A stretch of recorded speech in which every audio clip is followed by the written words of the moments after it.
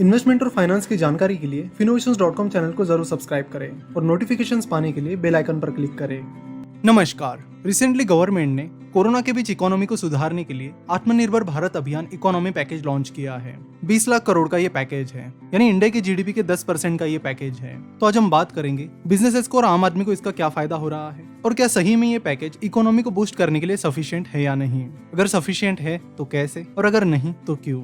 इस पैकेज में वैसे कई सारी चीजें बताई गई है। पिछले 4 दिनों से इंडिया की finance minister miss Nirmala Sitharaman इस पैकेज को एक्सप्लेन कर रही है, तो हम सिर्फ उन्हीं चीजों पर फोकस करेंगे जो आम आदमी से जुड़ी है। गवर्नमेंट का साल 2022 तक हाउसिंग फॉर ऑल का गोल है, यानी साल 2022 तक सबके पास अपना मकान हो, ऐसा गवर्नमेंट का विजन है। और इसी विजन को ध्यान में रखते हुए गवर्नमेंट ने CLSS that is credit link subsidy scheme की वैलिडिटी बढ़ा दी है। CLSS स्कीम प्रधानमंत्री आवास योजना के तहत आती है। तो मिडिल इनकम ग्रुप के लिए जो CLSS स्कीम है उसका क्राइटेरिया ये है कि अगर आपका इनकम 6 लाख से 18 लाख रुपए के बीच है तो आपको होम लोन के इंटरेस्ट पर सब्सिडी मिलेगी। मिडिल इनकम ग्रुप के लिए CLSS स्कीम मई 2017 में शुरू हुई थी और इसकी वैलिडिटी 31 मार्च 2020 तक थी, लेकिन गवर्नमेंट ने अब उसे बढ़ाकर 31 मार्च 2021 की है, जिसके चलते गवर्नमेंट का ये एस्टिमेट है कि 2.5 लाख मिडिल इनकम फैमिलीज को इसका फायदा मिलेगा।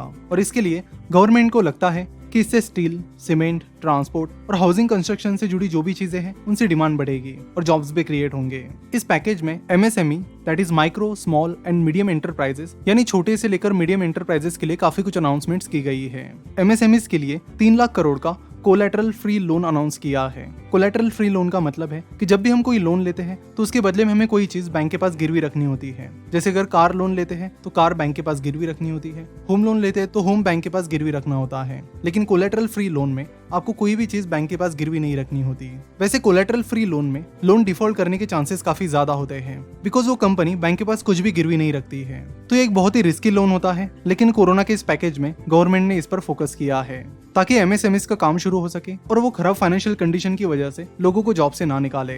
साथ ही इस कोलैटरल फ्री लोन के अलावा गवर्नमेंट कई सारे इनिशिएटिव्स MSME के लिए स्टार्ट कर रही है। इसके बाद गवर्नमेंट ने EPF that is employ provident fund में कुछ चेंजेस किए हैं। पहले EPF में 12% कंट्रीब्यूशन एम्प्लॉय का रहता था और 12% कंट्रीब्यूशन एम्प्लॉयर का रहता था, यानी आप जहां पर जॉब कर रहे हो वो कंपनी आपके बिहाफ पर आपके EPF में 12% कंट्रीब्यूट करती थी और आपको भी अपनी बेसिक सैलरी का 12% उस EPF में कंट्रीब्यूट करना होता था। तो इस अमाउंट को कम करते हुए गवर्नमेंट ने EPF कंट्रीब्यूशन को 12% से कम करके 10% कर दिया है, यानी अब आपके एम्प्लॉय प्रोविडेंट फंड में आपको और आपकी कंपनी को 12% के बजाय 10% कंट्रीब्यूट करना होगा। ये चीज अगले 3 महीनों के लिए कंटिन्यू रहेगी। उसके बाद EPF कंट्रीब्यूशन अगेन 12% हो जाएगा। वही जिन कंपनीज में 100 से कम लोग हैं और उसमें भी 90% एम्प्लॉयज की सैलरी 15,000 रुपए से कम है, तो ऐसी कंपनीज में एम्प्लॉयज का EPF यानी एम्प्लॉय जो 12% EPF में कंट्रीब्यूट करता है और कंपनी जो 12% उस एम्प्लॉय के EPF में कंट्रीब्यूट करती है, ऐसे पूरा 24% गवर्नमेंट की तरफ से कंट्रीब्यूट किया जाएगा और ये चीज भी अगले 3 महीने के लिए वैलिड रहेगी। साथ ही यहाँ पर गवर्नमेंट ने TDS में कुछ चेंजेस किए हैं। गवर्नमेंट ने TDS के रेट्स में 25% की कटौती की है। तो इससे पहले अगर आपका TDS कटता था तो वो अब 25% से कम कटेगा और TDS रिडक्शन की वैलिडिटी 31 मार्च 2021 तक रहेगी। उसके बाद जो भी आपका TDS का रेट है उसके अनुसार ही आपका TDS कटेगा। साथ ही गवर्नमेंट ने जो स्थलांतरित मजदूर हैं उनके लिए भी पैकेज अनाउंस किया है, जिसके चलते जिन स्थलांतरित लोगों के पास रेशन कार्ड नहीं है, हर एक पर्सन के पीछे 5 किलो गेहूं या फिर 5 किलो राइस मिलेगा और उस पूरी फैमिली को 1 किलो चना मिलेगा। ये मुफ्त अनाज उन्हें अगले 2 महीने तक मिलेगा। इस अनाज को उन माइग्रेंट वर्कर्स तक पहुंचाने की जिम्मेदारी स्टेट गवर्नमेंट्स की रहेगी।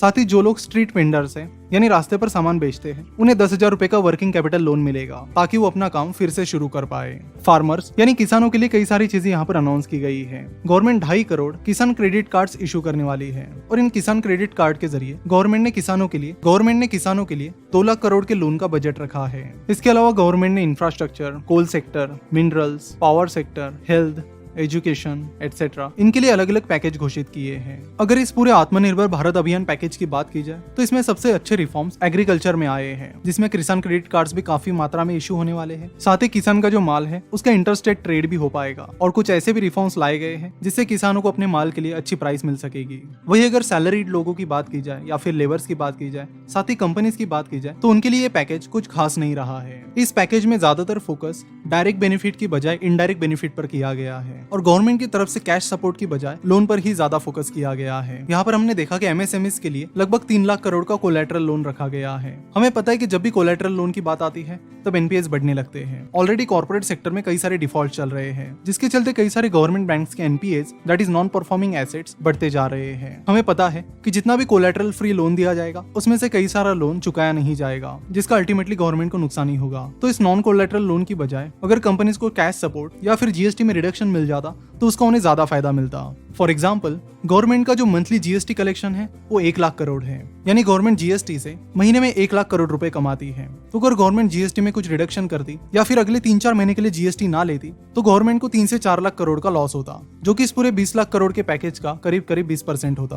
और जहां तक जीएसटी पे करने की बात है तो अल्टीमेटली जो एंड कंज्यूमर होता है उसे ही जीएसटी का बर्डन झेलना होता है, यानी जो भी प्रोडक्ट या सर्विसेज है उस पर जो भी जीएसटी लगता है वो अल्टीमेटली आम आदमी को ही पे करना होता है। तो अगर जीएसटी में रिडक्शन होता, ये जीएसटी कुछ महीनों के लिए पूरी तरह से हटा दिया जाता तो सारे प्रोडक्ट्स और सर्विसेज कम दाम में अवेलेबल हो जाते, जिससे लोगों को कम प्राइस में चीजें मिल जाती और डिमांड भी बढ़ जाती। जब भी रिसेशन या डिप्रेशन का टाइम आ जाता है तब किसी भी गवर्नमेंट का यही फोकस होना चाहिए कि हम ज्यादा से ज्यादा डिमांड कैसे बढ़ा सकते हैं। खराब इकोनॉमिक कंडीशन में लोग काफी कंजर्वेटिव हो जाते हैं और पैसा खर्च करना टालते हैं। ऐसे में अगर जीएसटी में कुछ रिडक्शन किया जाता या फिर जीएसटी कुछ महीनों के लिए पूरी तरह से हटा दिया जाता तो कई सारी चीजें कम दाम में अवेलेबल हो जाती, जिसका अल्टीमेटली आम आदमी को फायदा होता और डिमांड बढ़ने में भी उसकी मदद होती है। अगर इस पूरे पैकेज की बात की जाए तो ये 20 लाख करोड़ का पैकेज हमारे जीडीपी के 10% आता है, लेकिन इस पूरे पैकेज में अगर आप गवर्नमेंट का एक्चुअल एक्सपेंडिचर देखोगे तो वो जीडीपी का सिर्फ 1% है। गवर्नमेंट्स को ये समझना चाहिए कि जितना ज्यादा बेनिफिट आप कंपनीज को दोगे उतना ही ज्यादा फायदा आपको टैक्स के फॉर्म में मिल जाएगा। लेकिन गवर्नमेंट चाहे कोई भी हो, उनका फोकस यही होता है कि इंडिविजुअल्स और कंपनीज पर ज्यादा से ज्यादा टैक्स लगाना और पैसा इकट्ठा करना। तो सबसे पहले गवर्नमेंट्स को ये समझना चाहिए कि जब तक आप कंपनीज और इंडिविजुअल्स की ग्रोथ में कंट्रीब्यूट नहीं करोगे, इकोनॉमी तेजी से नहीं बढ़ेगी।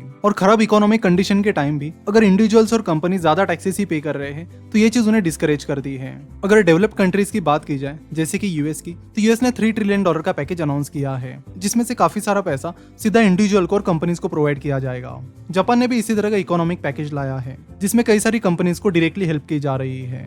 वैसे जापान, यूएस ये सारी डेवलप्ड इकोनॉमीज हैं और इनसे हम कंपेयर नहीं कर सकते क्योंकि हम एक डेवलपिंग कंट्री है और कैश के फॉर्मेट में सारे बेनिफिट्स प्रोवाइड करना हमारे लिए मुमकिन नहीं है क्योंकि हमारी फिस्कल डिफिसिट ज्यादा है। फिस्कल डिफिसिट का मतलब होता है कि गवर्नमेंट की जो इनकम होती है और गवर्नमेंट के जो एक्सपेंसेस होते हैं उनके बीच का डिफरेंस। डिफिसिट तब होती है जब एक्सपेंसेस इनकम से ज्यादा होते हैं।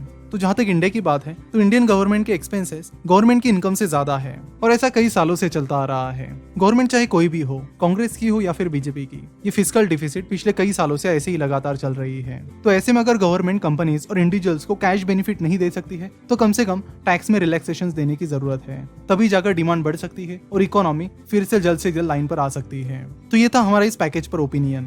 20 तारीख से हमारे लाइव स्टॉक मार्केट कोर्स की नई बैच स्टार्ट हो रही है, जिसमें आप घर बैठे हमसे पूरा स्टॉक मार्केट लाइव सीख सकते हो और इस लॉकडाउन पीरियड का इस्तेमाल अपनी स्किल डेवलप करने के लिए कर सकते हो। इस लाइव कोर्स पर फिलहाल 37% की ऑफर भी चल रही है, तो ऑफर खत्म होने से पहले आप इस ऑफर का फायदा ले सकते हो। लिंक नीचे डिस्क्रिप्शन और कमेंट बॉक्स में दी गई है। अगर वीडियो पसंद आई है तो जरूर इसे अपने दोस्तों के साथ भी शेयर कीजिए। साथ ही वीडियो को लाइक करना और नीचे कमेंट करना बिल्कुल भी ना भूले। वीडियो देखने के लिए और हमसे जुड़े रहने के लिए आपका बहुत बहुत धन्यवाद।